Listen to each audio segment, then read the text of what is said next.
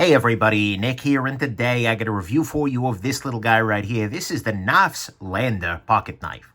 First off, though, in the name of full disclosure, I got to let you know this was sent to me by Ben Peterson, who is the proprietor of Knafs, along with his family. Ben, we've known each other for a little while, right? Ben was at Blade HQ. We did the knife banter thing.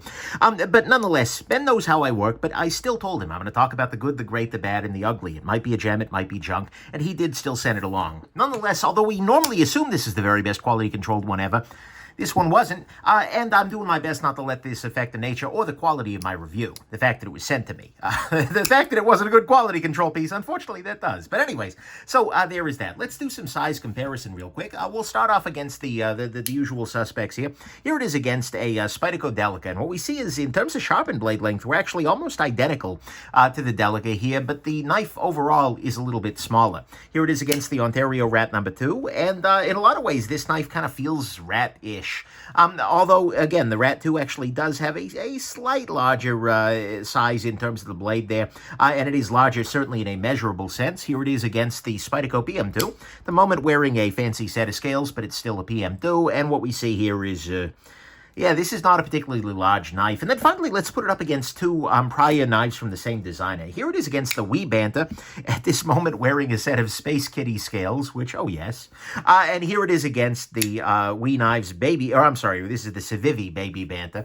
But this is a smaller knife that Ben has created, and this one is a part of my permanent collection. This is a great little knife right here. So there is that. Next thing, what the heck is Knafs? Well, Knafs is a brand that is created by... well, Ben Peterson, right? You may know him from the Blade HQ world, and then afterwards, he's continued to be a part of the knife industry, and Knafs, I think, is his effort to kind of make something a little bit, well, more permanent, to carve out his own space, so to speak, and so that's a beautiful thing. And this is the first name brand sort of knife produced by Knafs, right? Others have borne the Weeug symbol here, like the Baby Banter here, but this was a Civivi knife, whereas this is just Knafs, right? And so there is that. And then finally, the vital statistics. This guy is $58, and it is being made by QSP, which is a Chinese factory. So let's go ahead and jump into the good, the great, the bad, and the ugly of this very interesting little knife right here. So on the good side, start with, this is actually budget friendly. And why I say it in that tone is that these days, budget keeps going higher and higher and higher and higher, and companies like Civivi, Artisan, etc. keep pushing that. Like $60, look, it's not as cheap as some things have been in the past, but nothing's as cheap as it was in the past. But I appreciate that he's coming in at a reasonably budgety price, right? We'll talk a little bit more about some of the compromises to get there, but I appreciate that this is going to be available to a number of people. That's a beautiful thing. Next thing, on the good side, the blade is fine. It is a D2 steel, which is generally, speaking of, solid steel for a budget knife, and it comes to a reasonably thin edge, right? I appreciate that very much. This has been ground a little bit better than a lot of the budget pieces out there, which I appreciate, and the stock on it is not particularly thick either, and that's a beautiful thing. Next thing, this has a very nice size to it. It's going to be a little small for many, but I'll go ahead and I'll throw it up against a ruler here.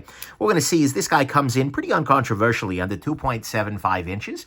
It's going to be that's going to be relevant for some folks with some sets of local laws, but nonetheless, it is not a particularly large knife right here. And so if you've got massive hands, probably not the right choice for you. But for me, at least, I think this is a very nice size, and it should be enough blade for you to be able to get most tasks done. So that's at least the ones I have. Your tasks may vary. If you're cutting birthday cakes, no.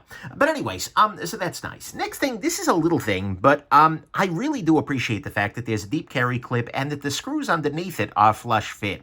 What this means is your pocket can come all the way up to the very top of this guy. This is something that is not always done, right? This is not something that is historically the case with deep carry clips, and so it is very nice when I do see that happen, right? That is a little detail, but it's an important one, and it shows me that Ben is thinking as he's doing this through.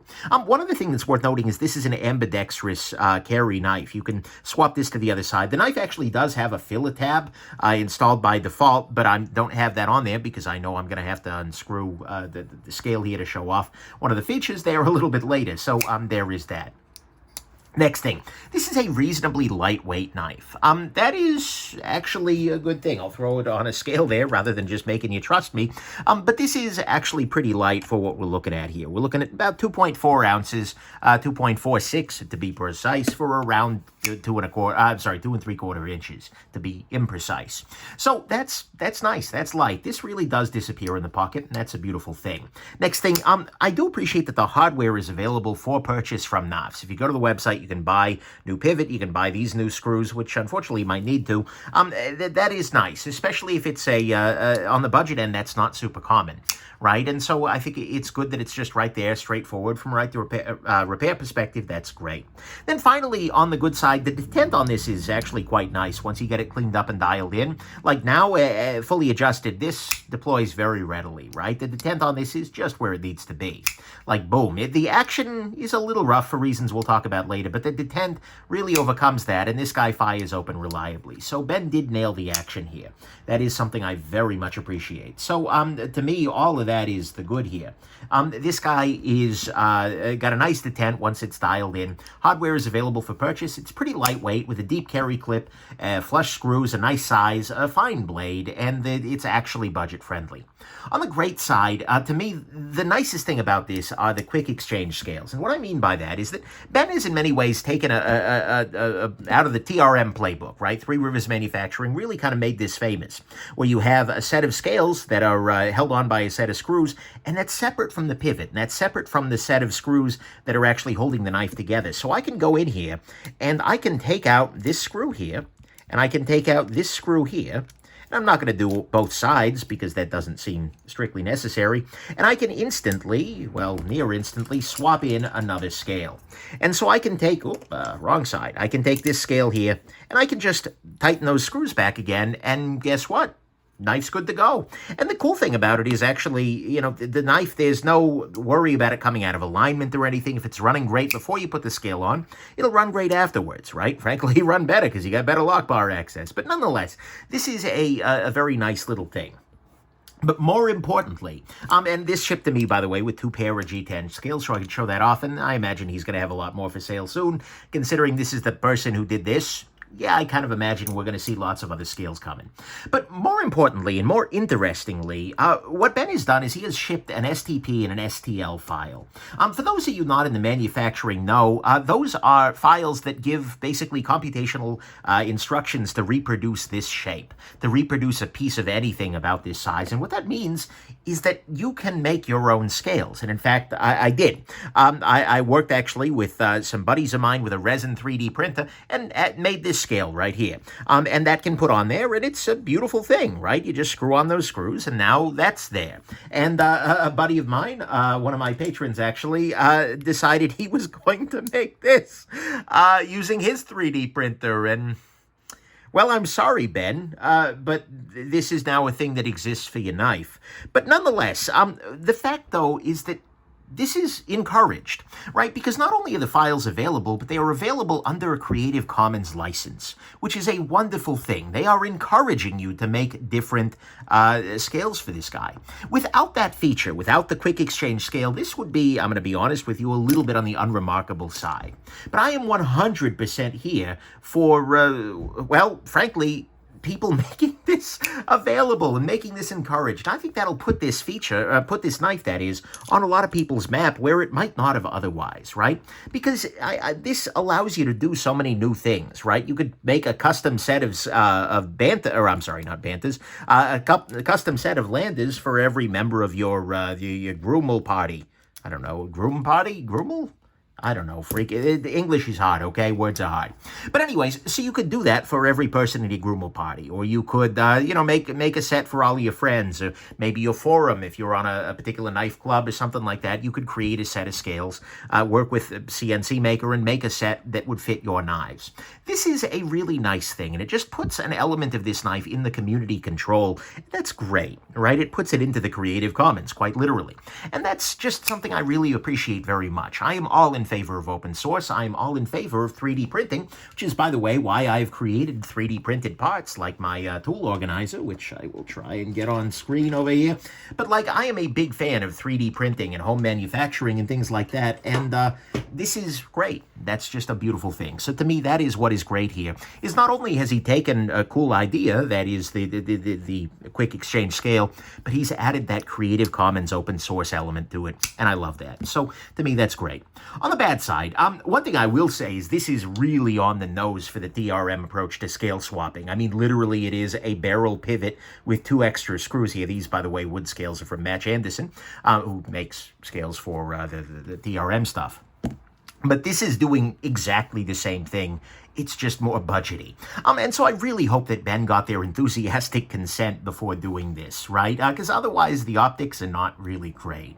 That is something that he, I hope he took care of that. Next thing, I'll also say that the STL files were unfortunately a little bit off, right? The other side of those scales did crack, and that's not because I over-tightened it. It's because all of the little interiors of the holes were a little bit too tight, and, you know, tried printing a couple of different ways.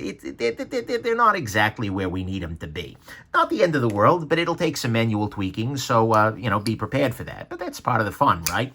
Next thing, unfortunately, they did miss the sharpening choil slightly. The choil here stops just a little early, leading to a smile at the back corner of the blade. That's a thing you want to consider. Next thing, the ergos on this guy, unfortunately, are not great. You know, it works fine in the hand up until this point, but then this deep carry clip, and particularly with the clip spooned up as it is like this, with no flat part on the bottom, that adds a pretty big hot spot there, right?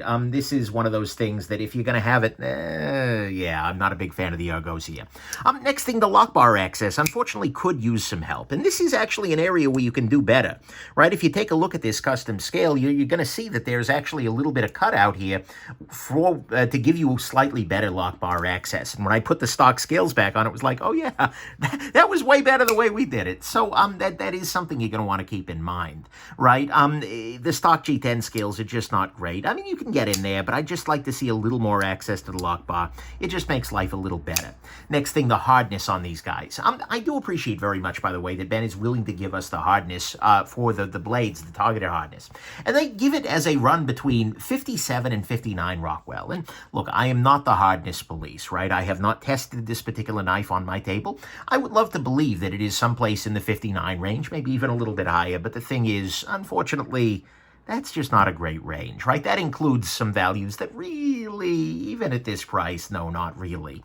So I'd really like to see them get that up to at least 58, 59, or, you know, try and push that a little bit harder, right? I know it's a budget knife, but still, do a little bit better than that. One other thing I've noticed is that this knife, and I have a lot of D2 sitting around the place, and I am not particularly careful with my D2. Right? I have a lot of D2 knives sitting in a drawer right over there, and they don't generally do all that much rustification.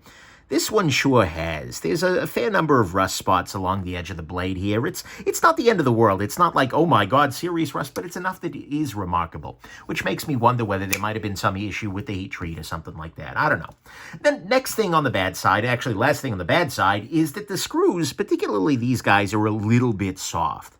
Right? Definitely, I have felt already some stripping out of those screws. And they're all T6, which makes that all the more worse, right? But this is not great. And some of my Patreon patrons have experienced outright failures of these screws, whether because the screw itself got mangled trying to go into the liner, or because the screw itself is...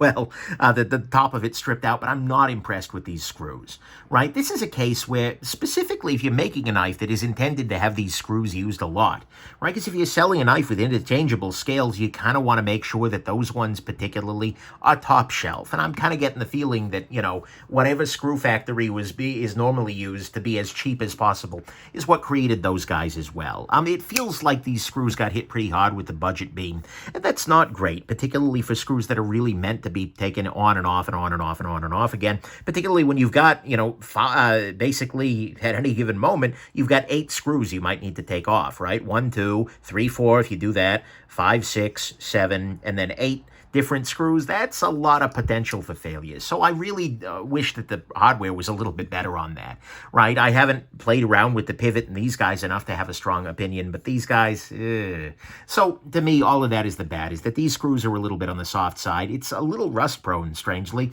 The hardness target isn't amazing, even for the price. The lock bar access could use some help. And to be clear, I want to be clear.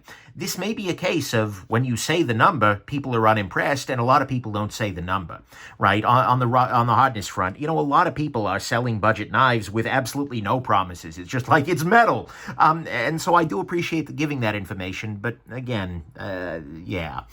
Lock bar access could use some help, and everyone should, by the way, give that information. The ergos aren't amazing. I do, they missed the sharpening choil 100% right here. I'll say that the STL file's a little bit off there, and it is a little bit on the nose with respect to the TRM approach, but I'm assuming Ben did the right thing there. On the ugly front, unfortunately, there are two ugly issues here. The first one is that this knife shipped out of the box with a pivot that was basically so tight as to be busted. It really, genuinely, it was bad, right? It's like the Incredible Hulk was brought in on QSP's line to do the assembly here and just like, right? The whole knife warped space-time as they torqued that pivot. And so as a result, the knife was basically unusable out of the box. I had to like two-hand open it, and that was not great. And unfortunately, this caused some indenting on the blade itself, which causes a little bit of residual roughness, right? I can feel that this knife is, unfortunately, even putting aside the interaction of the paint and the liners and whatnot, is a little bit of rumbly to it. It's not the end of the world, right? It's pretty minor, and it'll work its way in as I use the knife more, but still, this was a quality control failure, right? But the thing is, it sure did ship, and we do know that this is not the very best quality controlled one of these guys ever, so that's, I respect that at least, but QSP dropped the ball here. Knives should not be going out the door that way, and frankly, they should be using a torque wrench or something like that, right? Rather than having the Incredible Hulk get in there with an impact wrench. So, anyway, that was pretty ugly. The other ugly thing is, unfortunately, and this is kind of very vague, but it feels like the whole knife was attacked by quality vampires. This is a thing that often happens in budget knives, and particularly some companies I've seen have this happen before, where it's like every area where some quality could be removed for a cheaper price in a way that's not immediately apparent, it is. Right? QSP is the factory here, and they are a company with great breadth, right? They can do some very nice pieces, and they can do some, yeah. And unfortunately, this is not their best work, right? The blade hardness, the stainlessness, not great. The screws, not great. Shipping with a major issue, not great. And just kind of overall, I'm going to be honest with you, this has a very strong perception of, oh, this better be pretty cheap. And $60 is cheap, but it's not really cheap enough, right? This, unfortunately, manages to feel more underdone at $60 than knives from companies like, for instance, Sencut, Civivi Artisan. This is the Sencut Saxe. I don't actually know how they expect this to be pronounced, but either way, they're running out of dictionary entries, so they just throw letters together at this point. But it feels like that's a better knife at $45 than this one is at $60 in terms of construction. And I get 100% there needs to be margin here, right? Ben is starting his own company. He's trying to make this whole thing work. So there has to be some margin in there, but oh boy. It feels like every dollar and cent was pulled out of it, and particularly in the scale screws where that matters most, oh boy, that's rough. So I kind of hope that future Knafs models are done a little bit better and that Ben is able to chase the vampires off. Just go like, no, hold on, back off here, and do a little bit more quality control on QSP's behalf, because they don't seem to be doing it. So to me, that's what's ugly here, is that it just feels like a lot of corners were cut, and it shipped with a badly over-torqued pivot. And by the way, again, I want to be clear, this is not the first budgety kind of knife that's gone this way. A number of pieces end up that way, where it's just like, I'm not sure that was a price you could sell it at, or something like that. So final conclusion. This is an interesting little piece. It's got a relatively budget-friendly price, a reasonable blade, a nice size, a deep carry clip with flush screws, lightweight build quality, hardware for purchase, a nice detent, a neat quick exchange scale approach that I do appreciate, and frankly, there's a lot there, but it is a lot like the TRM kind of approach previously. The STL files need a little massaging. Maybe that was just variance, who knows, but it wasn't easy for me. The sharpening choil isn't quite right. The ergos aren't Great. The lockbar could use more access. The blade isn't great in terms of hardness. At least their range is going from unacceptable to okay. It's a little rusty. The screws are a little soft. It shipped with a major QC issue, and it kind of feels like the knife was budgeted to death.